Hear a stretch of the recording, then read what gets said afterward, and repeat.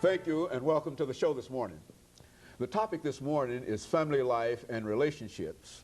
And we have with us to talk about family life and relationships Miss Thelma Sanders-Hunter, who is a family life specialist with the Extension Department at Tennessee State University.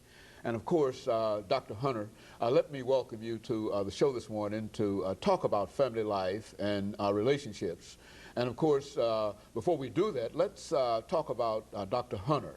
I think I first met you back in 1993 when we had you on this television show, and at that time you were Thelma Sanders, but now you are Dr. Thelma Sanders-Hunter. And of course, we're certainly happy to have you here. But let's talk about your background and some of the things that eventually led you to us this morning. Most certainly, and thank you for inviting me back again. I am a native Nashvilleian, and as you know, I've been here before, and I am with the Cooperative Extension Program, and I attended Tennessee State University, where I received the undergraduate degree and 2 graduate degrees. So I have to say that the university has really been kind to me and have afforded me opportunities to advance. My background in part consists of my having been an extension fellow with the U.S. Department of Agriculture, where I worked with national program leaders in developing initiatives with regards to my programmatic area. And I also have served as a NAILD, that's an acronym for National Extension Leadership Development intern, where I graduated in the year 2001. And that came under the auspices of Colorado State University at Fort Collins. And so it really developed me and groomed me to make advancements in leadership and to work with others to really appreciate what teamwork is all about. So Tennessee State University submitted a proposal, and so we now have the NAILD program. It became effective in October when the first group to come to Nashville attended that particular seminar here. And I have also affiliated myself with the University of Missouri at Columbia, where I attended a summer institute on aging focusing on gerontology. So in just, that's my educational background, and I have to say that I'm quite proud that I have made the achievements as I have. And of course, I think that with that background, you can bring us some excellent information, especially dealing with family life and relationships. Now, you are a family life specialist in the Department of Extension at Tennessee State University. Now, exactly what does that mean, being a family life specialist? Give us some kind of definition in terms of the range of things that you do. Oh, sure. Some years ago, the area was considered as home economics, but within recent years, the name has changed. And at Tennessee State University, we come under Family and Consumer Sciences. And so in part, some of the programmatic areas I give attention to consist of Relatives as Parents program, which initially started as grandparents raising grandchildren. Also, we look at other aspects of parenting and nutrition and consumer education.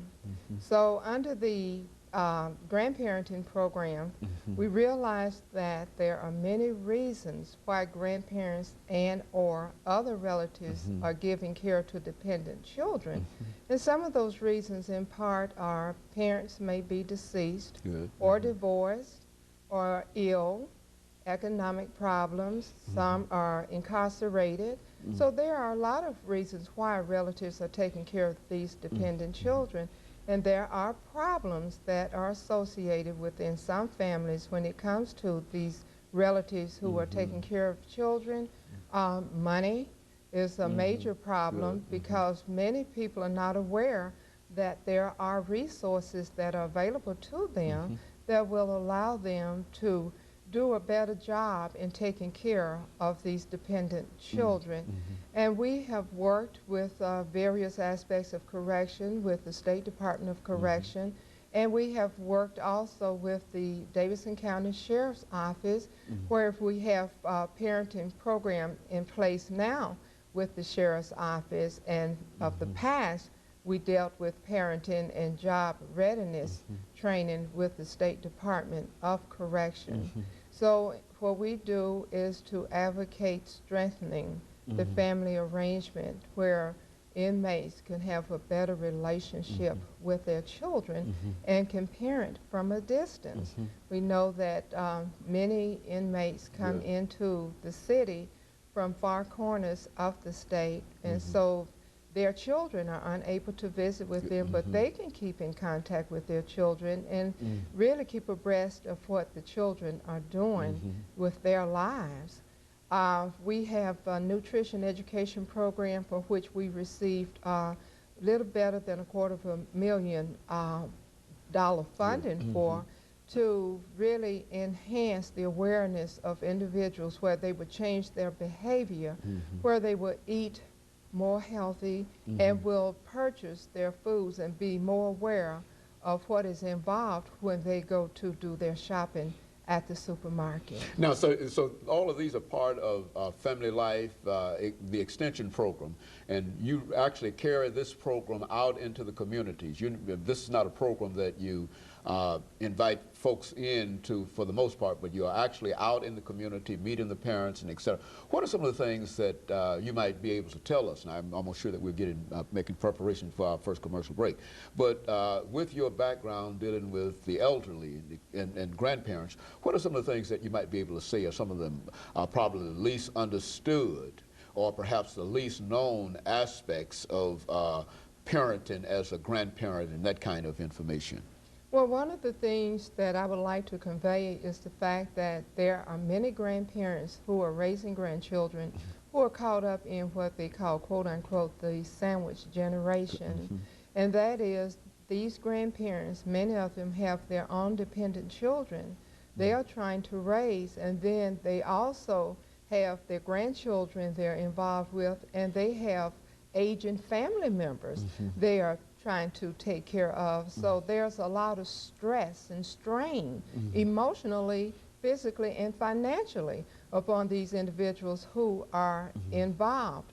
But one of the things that we want to express and let the public know is that we encourage forming support groups to come together where people who are in similar situations can come together and discuss the problems and how these problems can well best be addressed. And so this is in part, as I mentioned, the problems that they are experiencing, how to be able to cope and to tap on the resources that are available to them. Yes, I think in a real sense, these are some of the things that we rarely think about when we think about grandparents and et cetera. We simply assume that all the resources are available. But what you're saying is that these are some individuals that in many instances might be struggling themselves in order to, quote, make ends meet, and then they've got the responsibility of other individuals that I never thought about that you're mentioning here, about their own dependent children, and they are watching the grandchildren of their own dependent children, and then they've got other individuals. So it's a real problem for these individuals. It is a real problem, and as I mentioned, many are in financial, straits, and what some of the grandparents are having to do, some have come out of their jobs on retirement, and they're having to return to work because they need to make ends meet to take care of extra people who are now a part of their household, who initially were not a part of the household prior to their retirement. Very good. And of course, Dr. Hunter, we're getting ready for our first commercial break, and after which we'll come back and we'll give you an opportunity to talk about, say something else about your grandparent program, as well as some of the other activities and some of the other programs that you're involved in at Tennessee State University. And of course, we'll be back with our audience following this very, very short commercial break.